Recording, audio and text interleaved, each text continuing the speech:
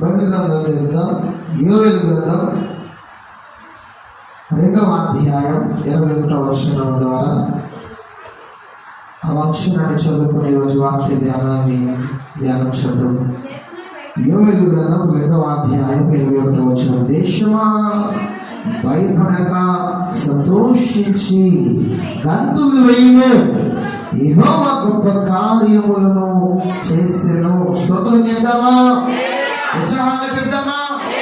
ఆనందంగా చెప్తామా? హల్లెలూయా.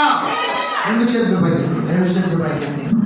ఈరోజు ఈ స్థితిని కొట్టుకొనిచ్చిన దేవుని నామం మహిమపరచబడును గాక. ఆయన నామం ఘనపరచబడును గాక. ఎంత గట్టిగా చెప్పగలరో అంత గట్టిగా హల్లెలూయా, హల్లెలూయా. దేవుని వాక్యము తెలియజేస్తున్న మాట. అమ్మా, మీ పేర్లు పెట్టుకొని ఒకసారి వాక్యం చదువుదామా? దేశమా అనే ప్రాంతం దగ్గర లేదా అనే మాట దగ్గర మీ పేరు పెట్టుకోరు. చదువుదామా? డాడీ భయపడకు, సంతోషించు, గంతులు వేయము, యెహోవా గొప్ప కార్యములు చేశారు. మీ పేరు పెట్టుకున్నారా? నా పేరు పెట్టారా? ఒకసారి నా వినపడేలాగా మీ పేరు పెట్టుకొని చదవండి ఒకసారి అన్నమాట. మీ పేరు పెట్టుకోరు. అవి ఎవరి పేరు చెప్పండి ఒకసారి. మీ పేర్లు చెప్పండి అమ్మా, గట్టిగా చెప్పండి, పర్లేదు. భయపడక సంతోషించి గంతులు వేయము, యెహోవా గొప్ప కార్యములను చేసెను. స్తోత్రం చేద్దామా? హల్లెలూయా. మీ పేర్లు పెట్టుకున్నారా? నా రమ్య గారి పేరు తప్ప పేరు పర్లేదు. నా వెనక మాట చెప్పండి. మీ పేర్లు చెప్పండి ఒకసారి గట్టిగా. Very good. ఇంకో మళ్ళీ ఒకసారి చెప్పండి. భయపడక చెప్పండి. భయపడక సంతోషించి గంతులు వేయము, యెహోవా గొప్ప కార్యములను చేసెను. దేవునికి స్తోత్రం. దేవుడు ఈరోజు మనతో మాట్లాడుతున్న మాట ఏంటి అంటే, ఆయన మన జీవితంలో గొప్ప కార్యములను చేసేవాడిగా ఉన్నాడు. ఆయన మన జీవితంలో అద్భుత కార్యములను చేసేవాడిగా ఉన్నాడు. ఈరోజు ఈ నూతన సంవత్సరపు మొదటి ఆరాధనలో, నూతన సంవత్సరపు మొదటి ఆదివారంలో దేవుడు ఏ వాక్యం ద్వారా మనతో మాట్లాడబోతున్నాడు, ఏ విషయం ద్వారా దేవుడు మనతో మాట్లాడబోతున్నాడు అంటే రెస్టోరేషన్, సమకూర్చబడుట. దేవుడు మన జీవితంలో అనేకమైన వాటిని సమకూర్చేవాడిగా ఉన్నాడు. ఏం సమకూర్చుతున్నాడు? బహుశా ఈరోజు వాక్యం వింటున్న మీ జీవితాల్లో, ఈరోజు కుటుంబాలుగా ఉన్న మీ జీవితాల్లో ఒకనొక సమయంలో వివాహం అవ్వకముందు లేదా వివాహం అయిన కొత్తలో నీ భర్తతో నువ్వు చాలా ఆనందంగా, చాలా సంతోషంగా, చాలా ఆప్యాయంగా, చాలా ప్రేమానురాగాలతో చక్కగా నివసించావేమో.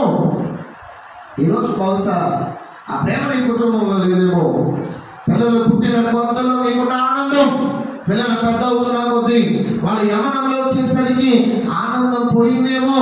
మరలా అదే ఆనందం నీకు కావాలి అంటే వాళ్ళ చెప్తాను, జరిగిపోయిన రోజును అమ్మ మరలా వెనక్కి రావాలంటే వస్తాయా? రావు. కానీ దేవుడు అంటాడు, దేవుడు సమస్తాన్ని రెస్టోర్ చేసేవాడిగా ఉన్నాడు, సమస్తాన్ని సమకూర్చేవాడిగా మన జీవితంలో ఉన్నాడు. స్తోత్రం చేద్దామా? హల్లెలూయా. చూద్దామా? దేవుడి వాక్యం తెలియజేస్తున్న వాటిని యోవేలు గ్రంథం 2వ అధ్యాయం 25వ వచనం. మీరు కడుపారా తిని తృప్తి పొంది మీ కొరకు వింత కార్యములను జరిగించిన మీ దేవుడైన యెహోవా నామమును స్తుతించినట్లు నేను పంపిన మిడతలను, దొంగల పురుగులను, పసర పురుగులను, చీర పురుగులను అనగా అన్న నామ మహాసైన్యము తినివేసిన సంవత్సరముల పంటను మీకు మరలా ఇత్తును. దేవునికి స్తోత్రం. I will restore the years. వాక్యంలో ప్రభు అంటున్నాడు, అమ్మా గడిచిన సంవత్సరములను దేవుడు మరలా మన చేతులకు అప్పగిస్తున్నాడు. ఆమె నమ్మకం గట్టిగా ఉత్సాహంగా చెప్తామా? మీరు అనొచ్చు, అయ్యగారు గడిచిపోయిన సంవత్సరాలు దేవుడు మళ్ళా ఎలా ఇస్తాడండి? 2024 సంవత్సరం అయిపోయింది, మళ్ళా దేవుడు ఎలా ఇస్తాడండి? వాక్యంలో ప్రభు అంటాడు, 2024 దేవుడు ఇవ్వకపోవచ్చు కానీ 24లో ఎన్ని రోజులు ఉన్నాయో అన్ని రోజులు అమ్మ సజీవంగా సజీవ లెక్కలో నీ యొక్క మేలు చేత నింపబడే కృపను దేవుడు ఈ సంవత్సరం మనకి ఇస్తాడు. 2024 నీ జీవితం అంతా అనేకమైన అవమానాలకి, అనేకమైన పరిస్థితులకు, అనేకమైన పరిస్థితులను బట్టి కృంగిపోయామేమో, వేదన చెందామేమో, బలహీనత సమయాల్లో అనేకమైన హాస్పిటల్కి నువ్వు తిరిగి నీ ధనం అనేక మంది చేతులు తట్టు చూసావేమో. వాక్యంలో ప్రభు అంటున్నాడు, నీ పూర్వ వైభవాన్ని దేవుడు మాట్లాడి ఇవ్వబోతున్నాడు. స్తోత్రం చెప్దామా? హల్లెలూయా. ఒకప్పుడు నీకు ఏమీ లేని స్థితి అయితే అత్యంత ఉన్నత స్థితి దేవుడు మనకి ఇవ్వబోతున్నాడు. హల్లెలూయా. ఎందుకంటే ఆయన కార్యములు గొప్పవి, ఆయన తలంపులు ఉన్నతమైనవి, ఆయన మేలు వివరించలేనివి, వర్ణించలేనివి. 15వ వచనం చదువుదాం ఒకసారి. యెహోవా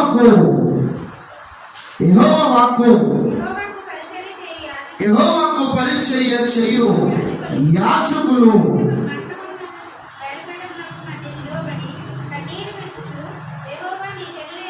మీ జనుల ఎడల జాలి చేసుకొని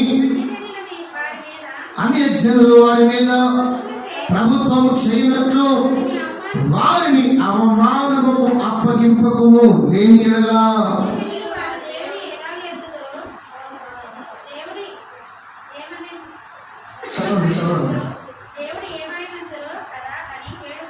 27వ వచనం కూడా చదువుదాం. 27వ వచనం.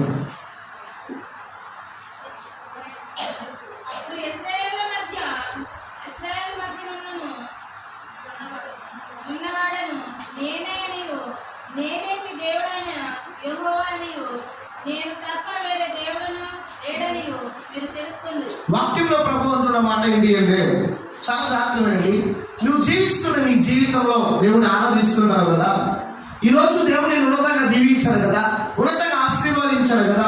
ఒక ఉదాహరణ చెప్తాను. బైబిల్ గ్రంథంలోనే చాలా ధనం ఉన్న ఒక ఆయన ఆస్తిపరుడు, ఊచు దేశంలోనే అటువంటి ఆస్తిపరుడు కానీ అటువంటి నీతిపరుడు కానీ లేడు. బైబిల్లో దేవుడు వాగ్దానం ఇస్తున్నాడు, దేవుడు సాక్ష్యం ఇస్తున్నాడు. అటువంటి వ్యక్తి ఒకానొక సందర్భంలో సమస్తాన్ని కోల్పోయాడు. ఆస్తిని కోల్పోయాడు, బిడ్డలను కోల్పోయాడు, వెండి బంగారాలను కోల్పోయాడు, ఆఖరికి ఆరోగ్యాన్ని కూడా కోల్పోయాడు. వాక్యంలో ప్రభు అంటాడు, he will restore the years back. దేవుడు సమస్తమైన సంవత్సరములను మరలా సమకూరుస్తాడు, మరలా వెనక తెస్తాడు. ఎలా తెస్తాడు దేవుడు? ఈరోజు నిన్ను చూస్తున్న అనేక మంది ప్రజలు అంటారంట, చదువుకున్నారు కదా 17వ వచనంలో ఏమన్నారంట? దేవుడు ఏమాయను అని అందరూ కదా. ఆఖరి లైన్లో నీ దేవుడు ఏమాయను? అమ్మా, దేవుడు అన్నావు, సంవత్సరం అంతా దేవుడిని ఆరాధించావు, సంవత్సరం అంతా కూడా దేవుడి నామాన్ని మహిమపరిచావు, సంవత్సరం అంతా దేవుడిని వెన్నంటే ఉన్నావు, దేవుడు నిన్ను కాచి కాపాడుతానన్నావు. మరి నీ దేవుడు నిన్ను కాచి కాపాడితే ఎందుకు నీ జీవితంలో ఎటువంటి శ్రమ కలగాలి? ఎందుకు నీ జీవితంలో సమస్తాన్ని కోల్పోవాలి? ఎందుకు నీ జీవితంలో ఉన్న ఆస్తి, ఐశ్వర్యము, బిడ్డలను నువ్వు కోల్పోవాలి?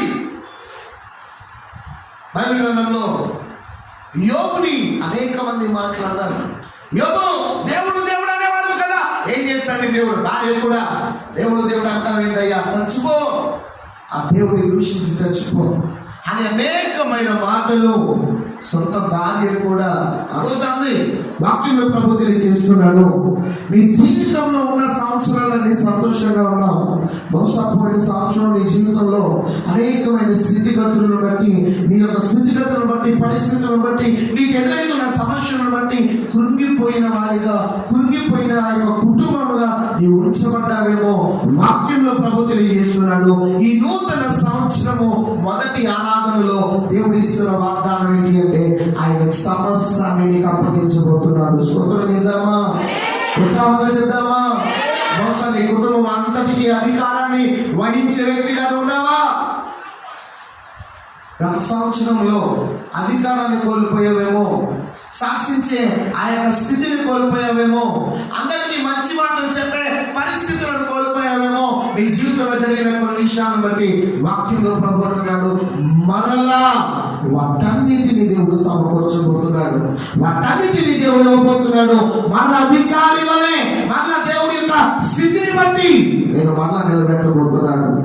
వాక్యం ఆయన అంటారు కదా, జనులు అంటారంట, మీ దేవుడు ఏమాయను, ఏ కార్యం చేశాడు, ఏమేమి చేశాడు, ఏ అద్భుతం చేశాడు, ఆయన ఉంటే ఇటువంటి జరుగుతాయా అని ప్రజలందరూ మాట్లాడుకుంటారు. చూడండి, యోబు విషయం విషయమై అనేక మంది అలానే మాట్లాడుకున్నారు. యోగు విషయమై అనేక మంది అనేకమైన మాటలు అన్నారు. ఆరోగ్యం పోయింది, ఆస్తి పోయింది, అంతస్తులు పోయి, దేవుడు నీకు ఏమి ఇచ్చాడయ్యా అన్న జనాలందరూ రోడ్డు మీద ఎగేసుకున్నారు. కారణం ఏంటంటే రెండింతలాగా దేవుడు యోగును ఆశీర్వదించాడు. బిడ్డలు పుట్టారు, మళ్ళా ఆస్తులు ఐశ్వర్యాలు అన్ని రెండింతలు వచ్చినాయి. గొడ్లు మేకలు గొర్రెలు అన్ని రెండింతలు వచ్చినాయి. గాడిదలు సమస్తము ఒంటెలు రెండింతలు వచ్చినాయి. పనివారు రెండింతలు అయ్యారు. సమస్తాన్ని దేవుడు రెండింతలు చేసిన తర్వాత మరింతగా దేవునామని మహిమపరిచేవాడిగా యోగు మారాడు.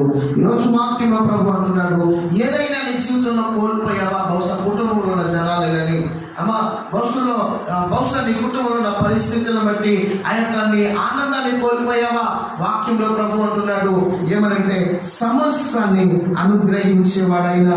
ఇందాక చదివిన వచనాల్లో ప్రభు అంటాడు కదా, దేశమా భయపడక సంతోషించి గంతులు వేయవు. ఈరోజు నేనైతే మాట్లాడుతున్నాను, సంగమా భయపడక సంతోషించి గంతులు వేయము.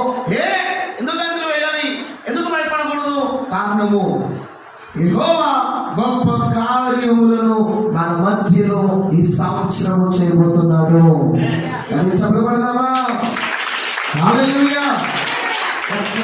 ఒక్క మాట నమ్ముట నీ వలనైతే సమస్తము సాధ్యమని నమ్మండి, విశ్వసించండి. ఒక ఆమె తన భర్తను తీసుకొని మందిరానికి వెళ్ళింది.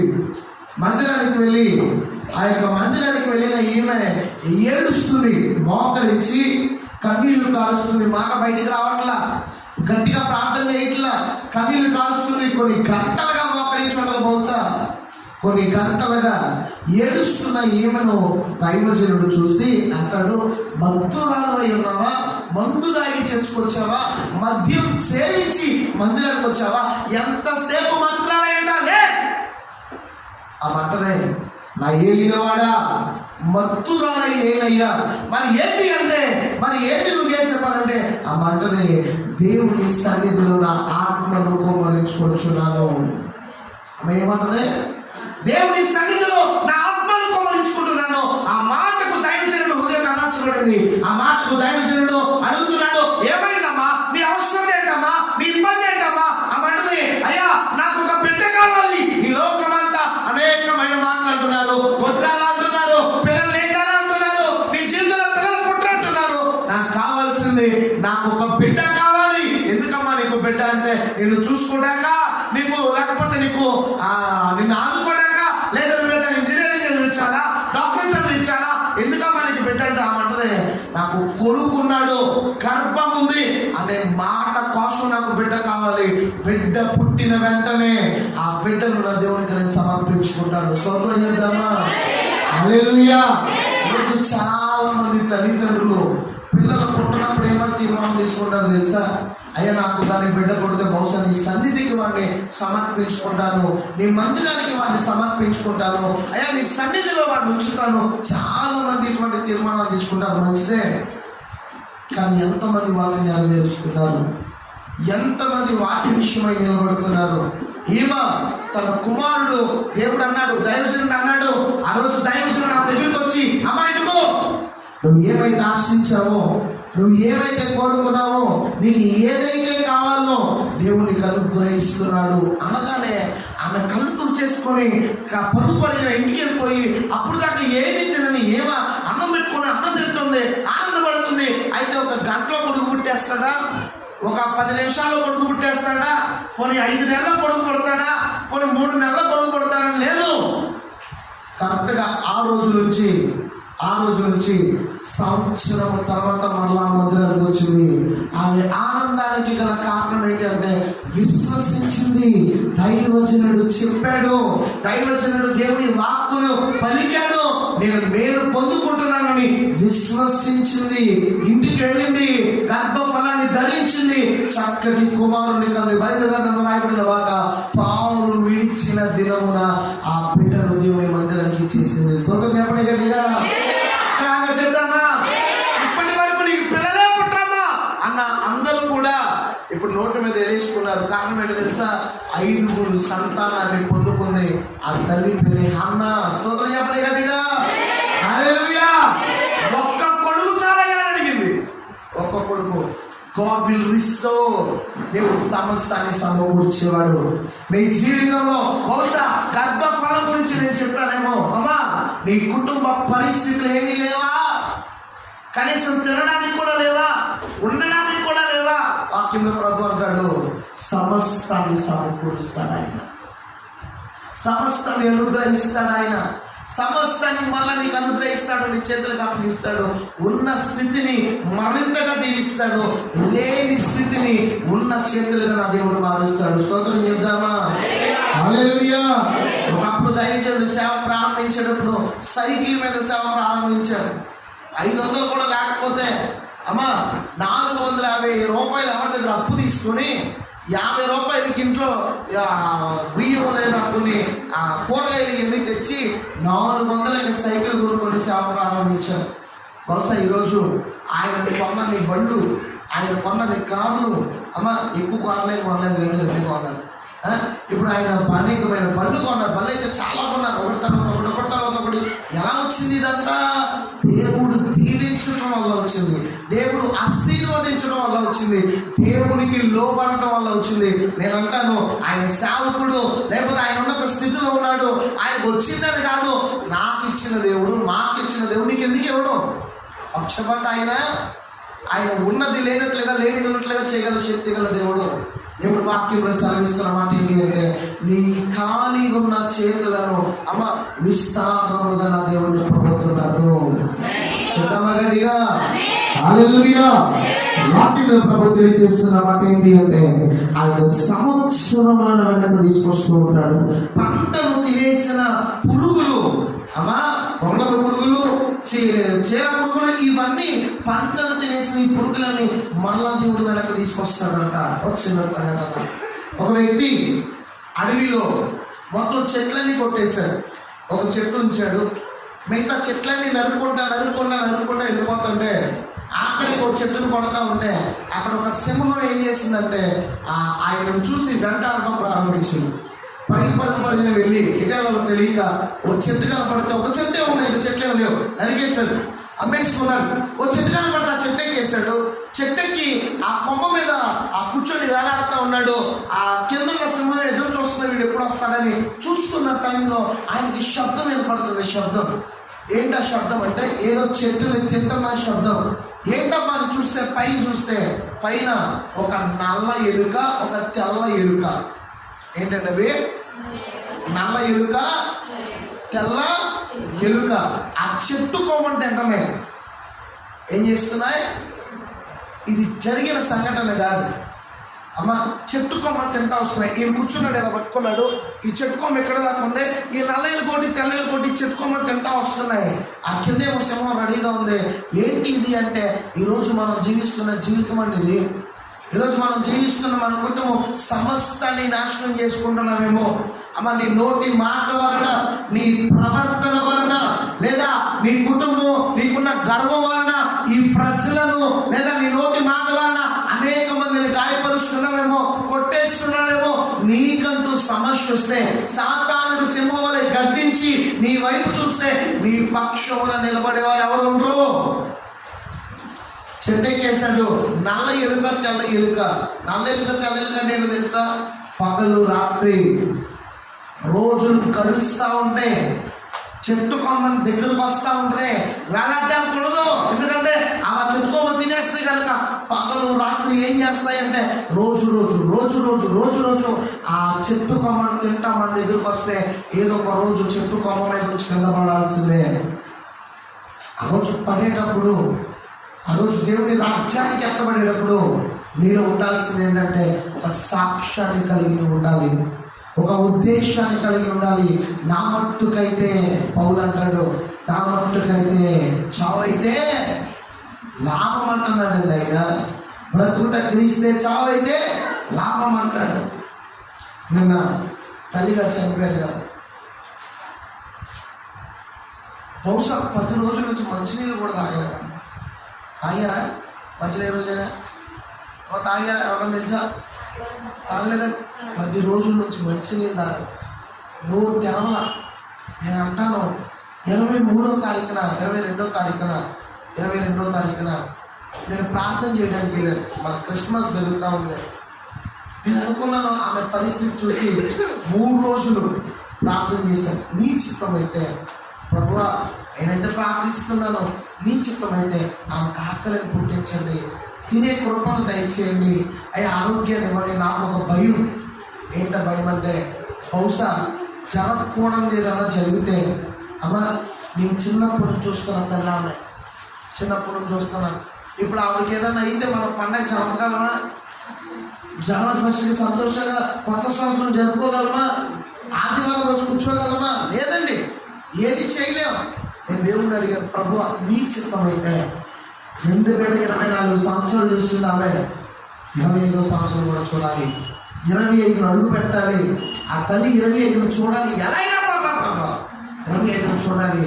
గడిచిన నిన్నటి దినంలో ఆమె ప్రభువును వ్యతిరేకించారు. దేవుని కృప, దేవుని అద్భుతం, దేవుని ఆశ్చర్య కార్యం అదంతా.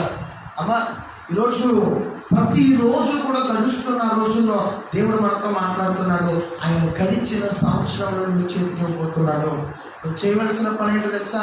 సంవత్సరములను మన చేతికి ఇవ్వబోతున్నాడు అంటే, అమ్మ వెళ్ళిపోయిన రోజులను దేవుడు ఇవ్వడం, 24 దేవుడు ఇవ్వడం, రోజులను నీకు ఇస్తాడు. నీ జీవితాన్ని చక్కగా ఉన్నన్ని రోజులు కూడా నీతిగా దేవుని సన్నిధిలో బతకమని ప్రభు వాక్యంలో అంటున్నాడు. మొదటిది he will restore the years. రెండవది దేవుడు మన పుట్టిన గుర్తింపును లేదా the purpose of our life దేవుడు సమకూర్చేవాడిగా ఉన్నాడు. దేని దేవుడు సమకూరుస్తున్నాడు? మన జీవితాన్ని దేవుడు సమకూరుస్తున్నాడు. బైబిల్ గ్రంథంలో ఒక వ్యక్తిని మీకు చూపిస్తాను. 1 కొరింథీ రాసిన పత్రిక 10వ అధ్యాయం, 1 కొరింథీ రాసిన పత్రిక 10వ అధ్యాయం 1వ వచనం. సహోదరులారా, ఈ సంగతి మీకు తెలియకుండా నాకు ఇష్టం లేదు. అదేమనగా మన పితరులందరూ మేఘము క్రింద నుండిరి, వారందరూ సముద్రములో నడిచిపోయిరి. దేవునికి స్తోత్రం, హల్లెలూయా. 2వ వచనం, అందరూ మోషేను బట్టి మేఘములను సముద్రములను బాప్తిసము పొందిరి. స్తోత్రం చెప్తామా? గట్టిగా ఉత్సాహంగా చెప్తామా? చాలా మంది అంటారు, 2024 సంవత్సరాల క్రితం యేసుక్రీస్తు ప్రభు ఈ లోకానికి వచ్చారు, అప్పటి నుంచి బాప్తిసం ఉంది, అంతకుముందు బాప్తిసం ఉందా? బైబిల్లో రాయబడిన మాట, ఇశ్రాయేలీలందరికీ మోషే ఎలా బాప్తిసం ఇచ్చారంట? అమ్మా మేఘముల క్రింద సముద్రముల మధ్య వారందరికీ మోషే బాప్తిసం ఇచ్చారు. చూడండి, దేవుడు సమస్తాన్ని సమకూరుస్తాడు. దేన్ని సమకూరుస్తాడు? మనం ఎందుకు పుట్టాం, అసలు మనం ఎందుకు ఈ లోకానికి వచ్చాం అనే విషయాన్ని మీకు తెలిసే విధంగా దేవుడు సమకూరుస్తాడు. మోషే ఉన్నాడు. మోషే పుట్టిన తర్వాత దాదాపు 30 సంవత్సరాల వరకు ఆయన ఏం చేశారంటే అనేకమైన విద్య నేర్చుకున్నాడు, అనేకమైన ప్రావీణ్యాలు కలిగి ఉన్నాడు. ఇటువంటి మోషే తన రోజులన్నీ కూడా వ్యర్థం చేశాడు. తర్వాత కొన్ని సంవత్సరాలు మారిపోయాడు. ఆ పారిపోయిన తర్వాత మరలా మోషే దేవుడు ఏం చేశాడంటే మనకు తీసుకొచ్చాడు, అదే ఐగుప్తుని తీసుకొచ్చాడు, ఇశ్రాయేలుని విడిపించమన్నాడు.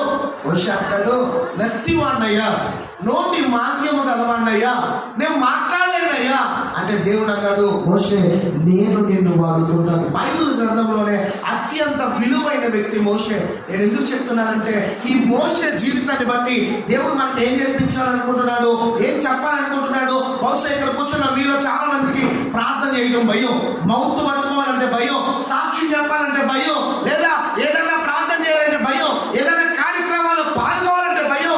మీకంటే భయం కలిగిన వాడు మోషే. ఎలాంటి వాడు తెలుసా? నోటి మాంద్యం కలిగిన వాడు. అమ్మా ఆయన మాట వాడు సరిగ్గా అనలేడేమో, ఎందుకంటే నోటి మాంద్యం. ఆ నోటి మాంద్యాన్ని బట్టి ఆ సరిగ్గా మాట్లాడలేడు. ఒకరి చెప్తే ఎక్కడ జనాలందరూ అవుతారో అనే జీవితాన్ని మోషే కలిగి ఉంటే దేవుడు అంటాడు, మోషే నేను నిన్ను వాడుకుంటా అన్నాడు. స్తోత్రం చెప్తావా గట్టిగా? ఎందుకు పవిత్రాన్ని వాడేమో బహుశా మోషే పనికొచ్చే పాత్రలా మార్చుకున్నాడు. ఇశ్రాయేలీలను కానాను దేశానికి నడిపించే ఒక సాధనముగా అమ్మా ఇదిగో దేవుడు మోషేని నిలబెట్టాడు. అటువంటి మోషే ఏం చేశాడు తెలుసా? కొన్ని రోజులు వాళ్ళకి వాక్యాన్ని బోధించుంటారేమో, కొన్ని సంవత్సరాలు వాళ్ళకి దేవుని మాటలు చెప్పాడు, కానీ వాళ్ళందరికీ బాప్తిసం ఒక్కరోజే ఇచ్చాడు. ఒక్కరోజే. చూడండి ఆ మాట ఎంత అద్భుతమైన మాట. సహోదరులారా, ఈ సంగతి మీకు తెలియకుండా నాకు ఇష్టం లేదు. అదేమనగా మన పితరులందరూ మేఘముల క్రింద నుండి వారందరూ సముద్రంలో నడిచిపోయి అందరూ మోషేను బట్టి మేఘములలోను సముద్రములలోను బాప్తిస్మము పొందిరి. స్తోత్రం చెప్తామా? గట్టిగా ఉత్సాహంగా చెప్తామా? బహుశా ఆ రోజు మోషే ఎందుకు పుట్టాడో దేవుడు మోషేకి తెలియజేస్తున్నాడు. తాను పుట్టడానికి గల కారణము వాళ్ళందరూ దేవుని సన్నిధిలో రక్షింపబడాలనే ఆలోచన, వాళ్ళందరూ దేవుని సన్నిధిలో ఎదగాలనే ఆలోచన. ఈ నూతన సంవత్సరంలో దేవుడు నీ చేతికి ఏమివ్వబోతున్నాడు అంటే, దేవుడు గడిచిన సంవత్సరాలను ఇవ్వబోతున్నాడు. నీ జీవితాన్ని అందంగా మలుచుకోవడానికి, నీ జీవితాన్ని అందంగా మార్చుకోవడానికి. రెండవది, దేవుడు నీ చేతికి ఏమి ఇవ్వబోతున్నాడు అంటే, వాక్యంలో ప్రభు తెలియజేస్తున్నాడు. అసలు పుట్టడానికి గల కారణం ఏంటి? మన పర్పస్ ని దేవుడు మనకి చూపించబోతున్నాడు. మన గుర్తింపును దేవుడు అందరి ముందు నిలబెట్టబోతున్నాడు. స్తోత్రం చేద్దామా? హల్లెలూయా. మూడో మాట, God will restore our property. మొదటిది సంవత్సరాలను ఇస్తాడు. రెండవది, పుట్టిన గుర్తింపు మర్చిపోతే గుర్తింపు చూపిస్తాడు. మోషే గుర్తింపు నడిపించడం, మోషే గుర్తింపు అనేక మందికి నాయకుడిగా ఉండటం, అనేక మందికి బాప్తిస్మం ఇవ్వడం. ఈరోజు మూడవది, దేవుడు సమస్తాన్ని సమకూరుస్తాడు. ఏం సమకూరుస్తాడు? మీ ఆస్తి అంతస్తులను దేవుడు సమకూర్చబోతున్నాడు. స్తోత్రం చెప్తామా గట్టిగా? హల్లెలూయా. ఏం సమకూరుస్తాడట చెప్పండి. చాలా మంది కొన్ని సాక్ష్యాలు చెప్తారు. ఎక్కడ దాకా మన తల్లిగారు ఉన్నారు. ఆవిడ చిన్నప్పుడు ఆవిడ కొన్ని పొలాలు ఉండి దాదాపు 12 ఎకరాలు, ఆ మధ్యన 12 ఎకరాలు, ఒక ఇల్లు, ఇవన్నీ వాళ్ళకు ఉన్నాయి. అయితే ఇవన్న ఆవిడ ఏం చేశారంటే, వాళ్ళకు ఒక చిన్న ఆశ.